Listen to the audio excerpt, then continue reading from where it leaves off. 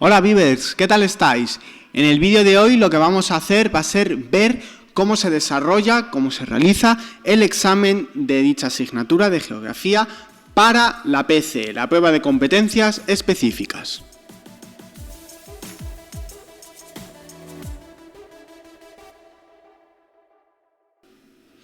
Bien, antes que nada debemos decir que el examen de la PCE de Geografía siempre se va a configurar de la siguiente forma.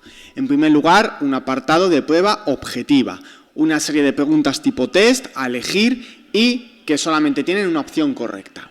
A continuación, una prueba de desarrollo en la que se os darán también una serie de preguntas a elegir para que desarrolléis todo lo que conozcáis acerca de cada una de ellas.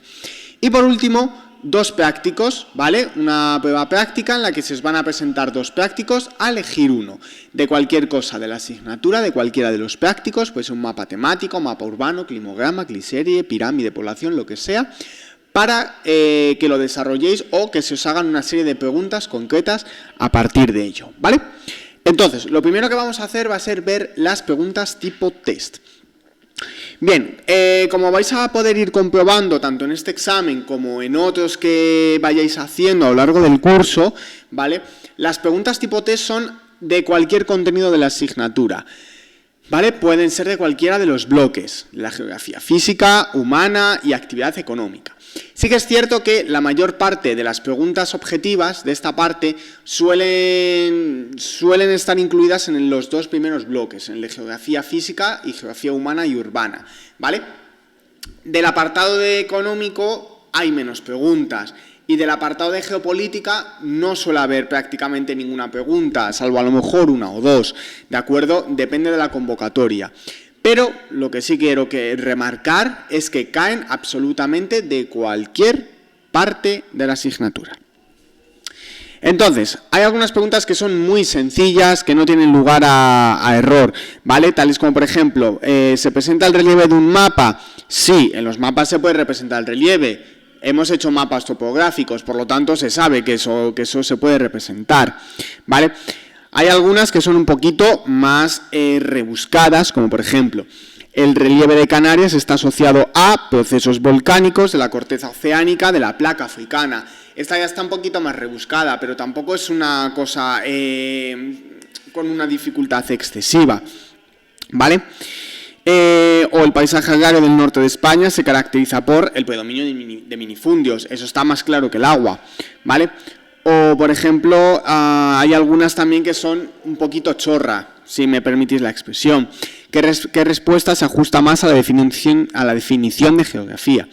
Es la ciencia que explica, localiza y analiza los factores de distribución espacial de los fenómenos humanos y físicos, así como la relación que se da entre ambos. Eso es lógico, ¿vale? Ya simplemente al haber visto la asignatura sabéis que eso es más que lógico, aunque no sepáis la definición de geografía. Entonces, como podéis ver, es un poquito conglomerado de todo, ¿vale? Sí que es cierto que suelen tener predicción por algunas preguntas que suelen caer en todos los exámenes, como por ejemplo las de las escalas, ¿vale? Yo que sé, en un mapa de escala 1 a 1 millón, la distancia en línea recta que separa dos ciudades es de 22,5 centímetros. ¿Cuál es la distancia real entre ambas ciudades? Pues esto haciendo una regla de 3 lo vamos a obtener en kilómetros y luego pasándola a metros, pues 225.000 metros, ¿de acuerdo? Por las escalas suelen tener, vamos, un amor increíble, no entiendo por qué, pero bueno, en todos los exámenes ponen preguntas de escala.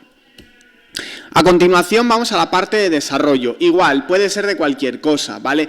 Normalmente también suelen tener inclinación por preguntar cosas de geografía física y geografía urbana, muy bien, urbana y humana, ¿vale? En estas preguntas de desarrollo. Pero también puede ser algo del paisaje agrario, por ejemplo, ¿vale? Aquí, por ejemplo, características de la reconversión industrial española de los años 80, factores y causas de la reconversión, regiones afectadas y sectores industriales sometidos a proceso de reconversión. Pues exactamente igual, es del bloque económico, es que depende, ¿vale?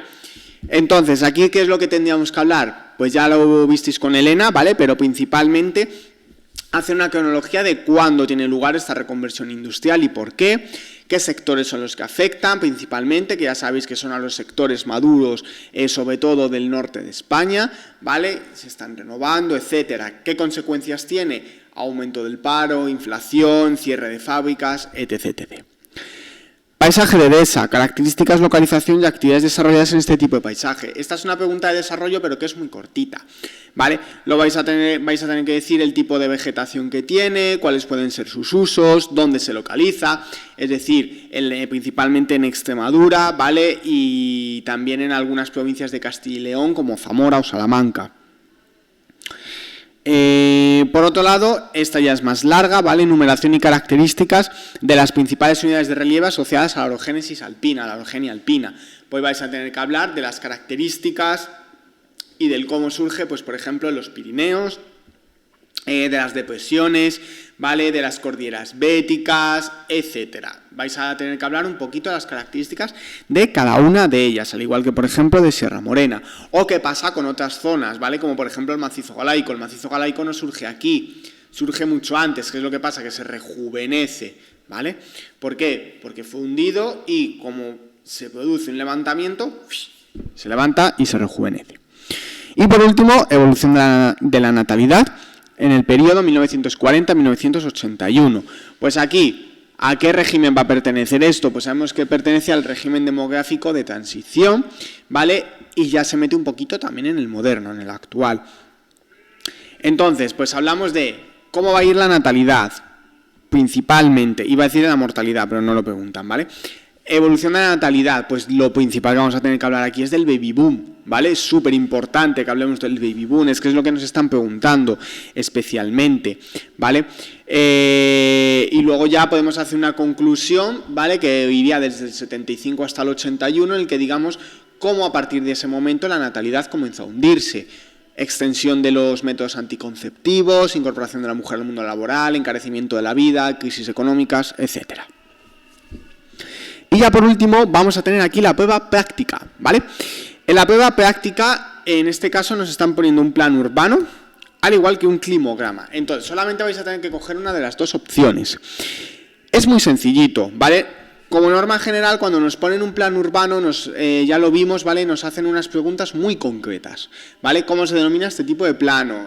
¿A qué ciudad podría pertenecer? ¿Cuál puede ser el motivo de su fundación? ¿Qué tipo de trama sigue? ¿Cuál es el ensanche? Etcétera.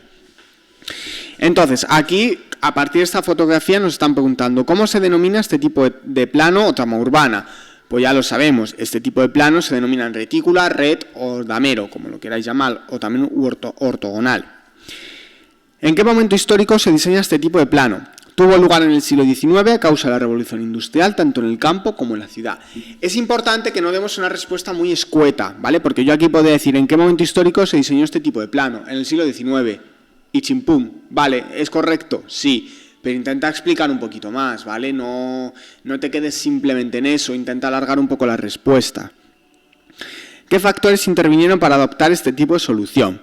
Este espacio responde a los deseos de crecimiento urbano de la burguesía tras la llegada de la población campesina para desempeñar trabajos en la industria, plasmando así sus ideas de orden, higiene y beneficio económico.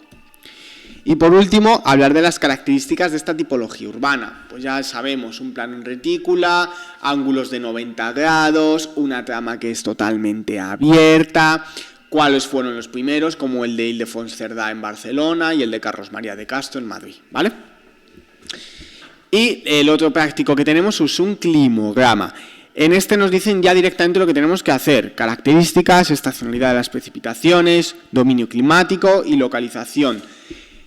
Recordad que la localización tiene que ser aproximada, ¿vale? Es imposible que... No podemos decir, este tipo de clima pertenece a Almería, o a Canarias, o a Madrid. No, ¿vale? Recordad hablar de otros lugares. Entonces, en primer lugar, una definición de climograma, ¿vale? Ya tenéis en el vídeo de todas formas de cómo se hace un climograma, la metodología y demás, ¿vale? Pero... la definición del climograma, que eso va a ser exactamente igual para cualquiera de ellas, para cualquier tipo de climograma. En cuanto a las precipitaciones, vemos que tienen entre 300 y 800, es decir, eso nos va a llevar a que seguramente estemos en una zona templada, ¿vale? En una zona mediterránea. Van a ser en forma de lluvia, porque no hay ningún mes con con temperaturas negativas. Y por otro lado tenemos aridez, ¿vale? Hay una estación seca, hay una sequía estival que se produce durante los meses de junio, julio y agosto. Eso está más claro que el agua. En cuanto a las temperaturas, pues eso son unas temperaturas medias, ¿vale? Son unas temperaturas templadas. Importante aquí que veamos cuál es la amplitud térmica, ¿vale? En este caso es de 14 grados centígrados, ¿vale? Sabemos que es una amplitud térmica media. Por lo tanto, nos vamos a encontrar en un punto, ¿vale?, de la costa mediterránea, ¿vale? Por tanto, un clima mediterráneo costero, como puede ser en la costa suratlántica, Baleares, Ceuta, Melilla o cualquiera de esas zonas, ¿vale? Entonces, como veis, es un examen que es bastante asequible. Hay años que se pone un poquito más difícil, hay otros años que se pone un poquito más fácil, ¿vale? Este es del año de mayo del 2019, es más sencillito. Ha ido la dificultad increciendo durante los últimos años, pero bueno, van a seguir todos la misma tónica, ¿vale? Recordad que nos pueden preguntar acerca de cualquier cosa, pero de lo que menos suelen preguntar es del bloque de geopolítica, ¿vale? Del último bloque. Así que nada, Beavers, esto es todo y espero que os haya servido este vídeo para ver cómo se realiza este examen, ¿vale? Chao.